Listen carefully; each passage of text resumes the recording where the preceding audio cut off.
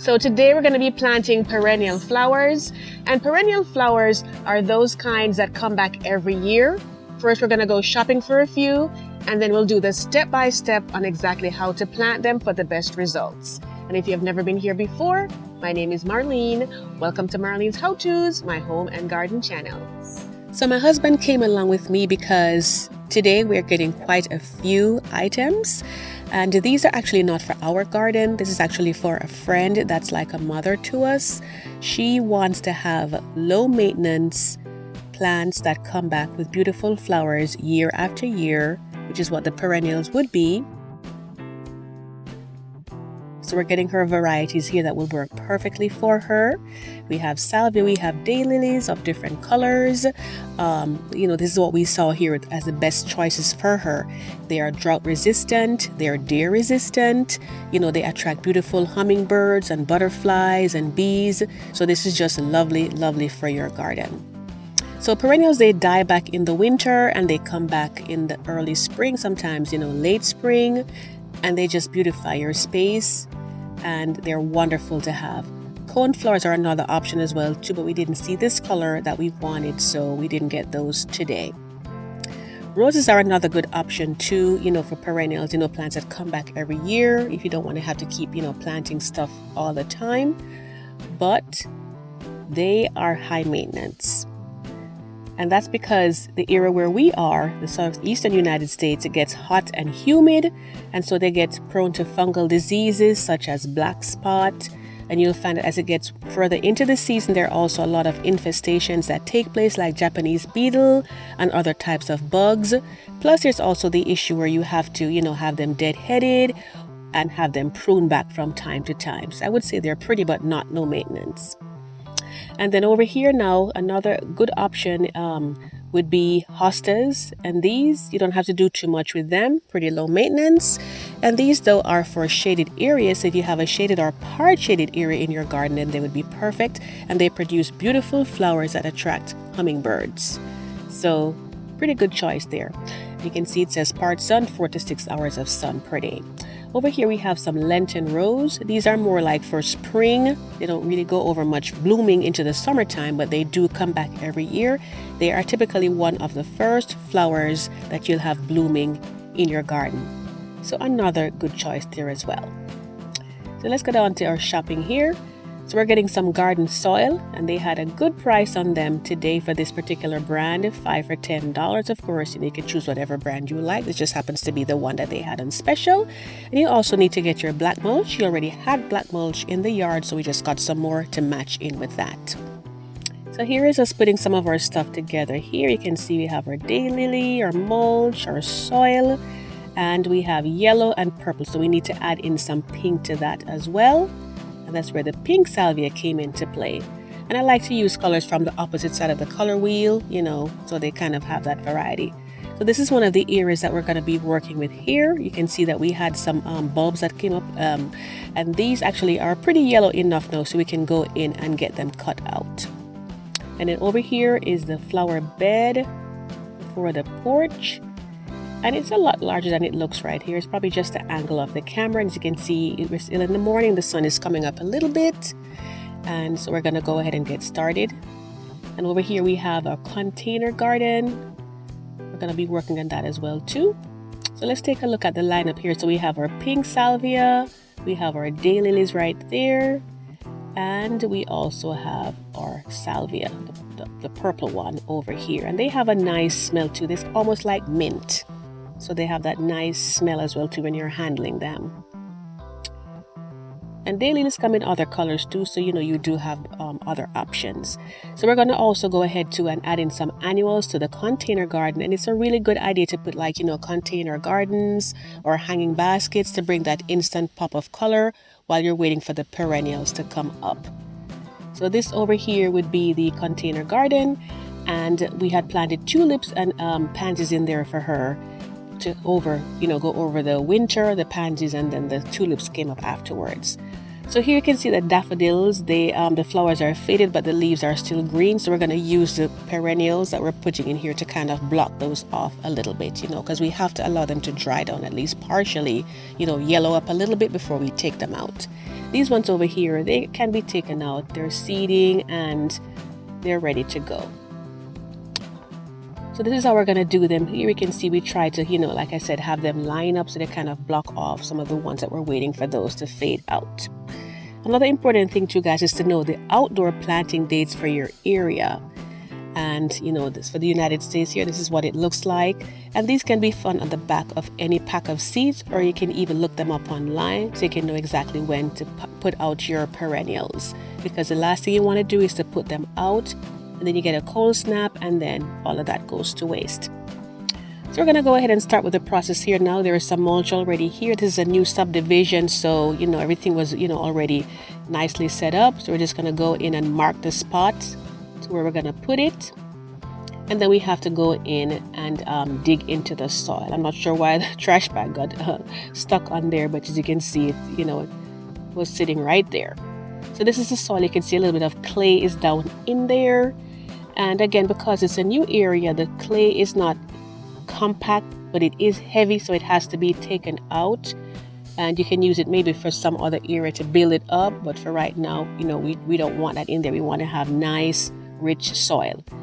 So you make sure that it's wide enough so your plant fits in there. You can leave an inch or two of width on there.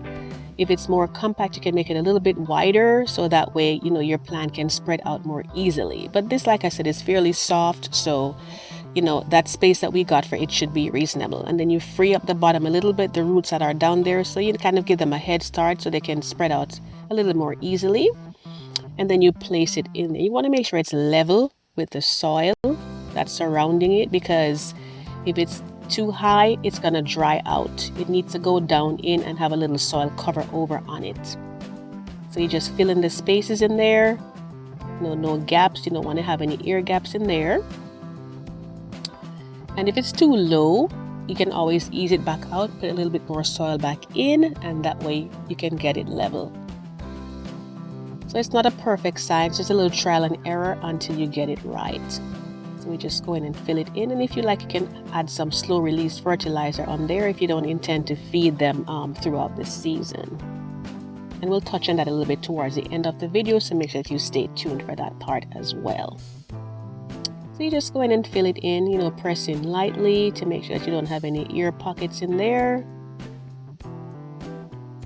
And what I like to do is I like to, when I'm planting my flowers, I try to do them like a few days before it rains, so that way, if it does, it gives them that refresh. There's nothing like when the rain falls on the soil, guys. I'm telling you, it just does something. And we're gonna go ahead and just pull the mulch back in, or if you didn't have any surrounding, you can always go ahead and purchase some and go ahead and fill it out. So we just needed to pull some back over here, and we'll do the same thing for our salvia as well. Same process. It smells so nice. So over here now, this is the area where the young maple tree is. We're going to go in and cut these out, because again, they have produced enough food so we can take them down and they will come back next year. So basically, she has it set up where in the early spring, she'll have her bulbs, like her tulips and all the other ones that we put down. So those are going to color the garden, and then once we get to mid and late spring and into the summer, then she'll have the perennials that are there. So we just cut those off and clear them out, and you can put them in your compost pile. As long as they didn't have any disease on there, you're welcome to put those in there. And even the little part that's left back there, it will still keep producing food for the plants. So it's still not completely over that phase. So here my husband he's the one that's doing this section right here where he's putting in the plants. And he basically just alternated them, like one of the daylily, and then one of the salvia. So you have that mix of color in there. Of course, you can add maybe more different colors if you like, but not too many, so it gets too too overcrowded and the plants don't have a chance to spread out completely. So this was basically sufficient for what we were doing. So now we're going to go ahead and take a look at the container. As you can see, it produced some seeds there, the tulips, and the leaves are fully dried out, so that is actually perfect. So we're going to go in and get those taken out. You can see the pansies down there. So I'm going to put some pentas in, and this would be our thriller. And you have a lot of blooms that are going to be coming out, so we absolutely love that. And you always want to have one to make sure you know what color it is that you're getting, because sometimes they get mixed up at the garden center.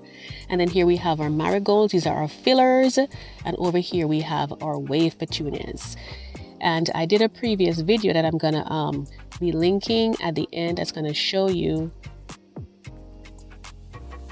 So we're going to go in and clear out all of the things that we have in here. We're going to lift the mulch out, and we're going to go ahead and take those pansies. And these also, guys, you can go ahead and you can put them in your compost pile. And again, make sure they didn't have any disease on them. If not, you can just toss them in the trash and just be done with it. Because they're annuals, they're not going to come back, so they're pretty much at the end of their lifespan right here.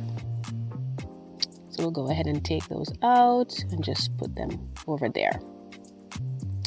And then we go in and we ease out the tulip bulbs. So this is what it looked like here.